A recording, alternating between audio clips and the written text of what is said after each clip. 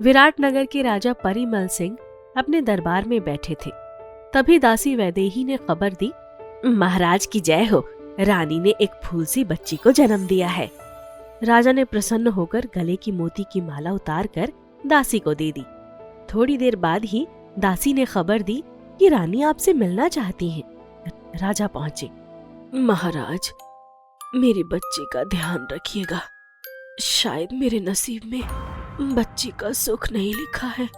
ये कहते ही रानी का पीला पड़ा मुख एक तरफ को लुढ़क गया। राजा परिमल स्तब्ध रह गए और बाहर निकल कर आए। जो बच्ची उनके लिए कुछ ही पल पहले हजारों खुशियां लेकर आई थी, उसे वैदेही दासी के हवाले कर दिया। 3 साल बाद राजा ने राजकुमारी सौदामिनी से दूसरा विवाह कर लिया, परंतु बच्ची की तरफ आंख उठाकर भी नहीं देखते थे।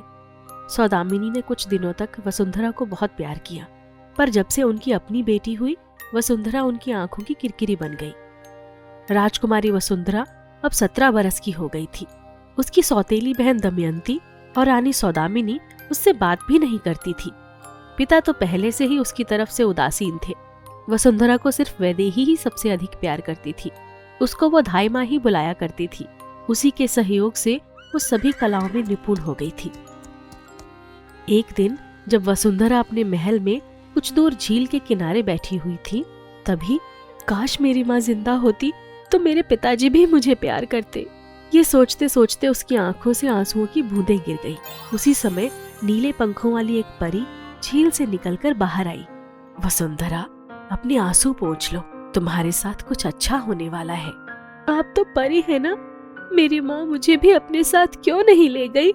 मैं नीलम परी हूँ, शायद कोई आ रहा है, मैं फिर मिलूंगी। ये कहकर परी झील में उतर गई। तभी अचानक एक घोड़े के आने की आहट सुनकर वो खड़ी हो गई। घोड़े से एक खूबसूरत राजकुमार उतरा। राजकुमारी, आप इस तरह अकेली क्यों बैठी हैं? मेरा इस दुनिया में कोई नहीं है। माता पिता के रहते हुए भी मैं नितांत अकेली हूँ।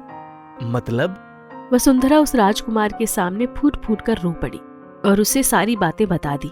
मैं बहादुरगढ़ का राजकुमार शेखर हूँ। तुम उदास मत हो, अब से इसी झील के किनारे हम रोज मिलेंगे। दोनों ने बहुत देर तक बातें की और फिर अपने अपने रास्ते चले गए।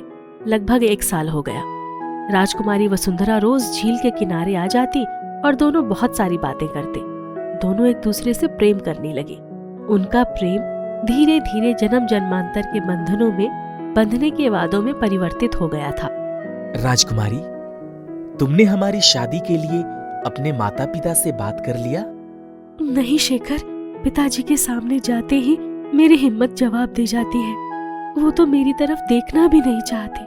ठीक है, तो आज मैं ही चलता हूँ तुम्हारे साथ। नहीं नहीं, मैं अपने पिताजी से बात करके ही रहूंगी। महल के सबसे ऊपर वाली छत पर खड़ी सौदामिनी ने वसुंधरा को शेखर के साथ हंस हंस कर बात करते हुए देख लिया। वो क्रोध से पैर पटकती हुई राजा के पास आई। महाराज, आप अपनी राजकुमारी का विवाह क्यों नहीं कर देते? वो सारा दिन जंगलों में शिकार करने के लिए घूमती रहती है और शाम को झील के किनारे एक अनजान युवक के साथ घूमती है। महाराज गुस्से में बिफर गए। तभी राजकुमारी वसुंधरा आ गई। तुम्हारी तरफ तो मैं देखना भी नहीं चाहता, पर तुम्हारी मनमानियां बढ़ती ही जा रही है। आज के बाद महल के बाहर कदम मत रखना। पर पिताजी, मैं राजकुमार शेखर से प्रेम करती हूँ। मैं उनसे विवाह करना चाहती हूँ। हमारे जीते जी कभी ऐसा नहीं होगा। तुम्हें वहीं शादी करनी होगी जहाँ हमारी मर्जी होगी। पिताजी, मैंने जीवन भर आपसे कुछ नहीं मांगा। उसकी बात पूरी होने से पहले ही, लड़की, तू ऐसे नहीं मानेगी, चल मेरे साथ। वो उसे घसीटते हुए महल के एक कक्ष में ले गई और आईने के सामने खड़ी होकर, ए जादुई आईने, इसको 1 वर्ष तक कैद कर ले। इसने शाही फरमान की तौहीन की है। वसुंधरा बिलखती रही। वो कुछ ही पलों में आईने में कैद होकर रह गई। मुझे बाहर निकालो माँ। पर उसकी आवाज किसी को नहीं सुनी। दमयंती और सौदामिनी उसकी बेबसी पर ठहाका लगाकर हंस रही थी। वसुंधरा उस आईने के भीतर बने एक बड़े से कक्ष में पहुंच गई। रोते रोते उसकी आंखें सूज गई थी। थकान से उसकी आंखें बंद हो गई और उसे नींद आ गई। उसी समय उसके कानों में नीलम परी की आवाज गूंजी, तुम बिल्कुल परेशान मत होना, 1 साल का समय यूं ही निकल जाएगा। ये कहकर परी गायब हो गई। राजकुमार शेखर ने मुझे कहा था कि मैं अपने माता पिता से बात करूं। अब वो मेरी प्रतीक्षा करेगा। मैं क्या करूं? कुछ भी समझ नहीं आ रहा है। उसने सारी रात रोते रोते ही काट दी। सुबह उस कक्ष की खिड़की से उसे वैदेही दिखाई पड़ी। धाई माँ, धाई माँ, मुझे बाहर निकालो। परंतु ऐसा लग रहा था कि जादुई आईने में कैद होने का मतलब यही था कि वो सब कुछ देख तो सकती थी, पर उसे कोई नहीं देख सकता था और ना ही उसकी कोई आवाज सुन सकता था। उसकी आवाज भी उसी आईने में घुट कर रह जा रही थी। वसुंधरा ने कैद से छुटकारा पाने का बहुत प्रयास किया, परंतु कुछ न कर सकी। दिन रात तड़पती रहती। बहुत दिन बीत गए। अचानक एक दिन उसने देखा, मुझे राजकुमारी वसुंधरा से मिलना है। तब तक सौदामिनी अपनी बेटी दमयंती के साथ आ गई। राजकुमार, वसुंधरा तो एक बीमारी में अपनी माँ के पास चली गई, परंतु उसने जाते समय मुझसे वादा किया था कि मैं दमयंती का विवाह आपके साथ करवा दूं, तभी उसकी आत्मा को शांति मिलेगी। शेखर, शेखर, ये औरत झूठ बोल रही है। पर उसकी आवाज आईने से बाहर नहीं जा सकती थी। मैं चलता हूँ, मुझे सोचने का समय दीजिए। ये कहकर वो चला गया। वसुंधरा ना तो कुछ खाती और ना ही पीती। एक दिन उसने देखा कि राजमहल में बहुत चहल पहल है। थोड़ी देर बाद उसने सौदामिनी को कहते हुए सुना, अगर आज तुम्हारी शादी राजकुमार शेखर से ना हुई तो कल सुबह वो मनहूस वसुंधरा आईने की कैद से बाहर आ जाएगी। कल उसका 1 साल पूरा हो जाएगा। वसुंधरा ये सब सुनकर खामोश हो गई। समझ गई कि शेखर ने दमयंती से शादी करने का मन बना लिया है। उसका मन शेखर की बेवफाई और माँ के धोखे से तिरस्कृत हो उठा। सभी लोग बाहर बारात की प्रतीक्षा कर रहे थे, लेकिन बारात नहीं आई। अरे, कोई जाकर पता करो, बारात क्यों नहीं आई? महारानी, हमारे शत्रुओं ने बारात पर आक्रमण कर दिया है। वसुंधरा ने सुना तो कल मैं इस कैद से आजाद हो जाऊंगी।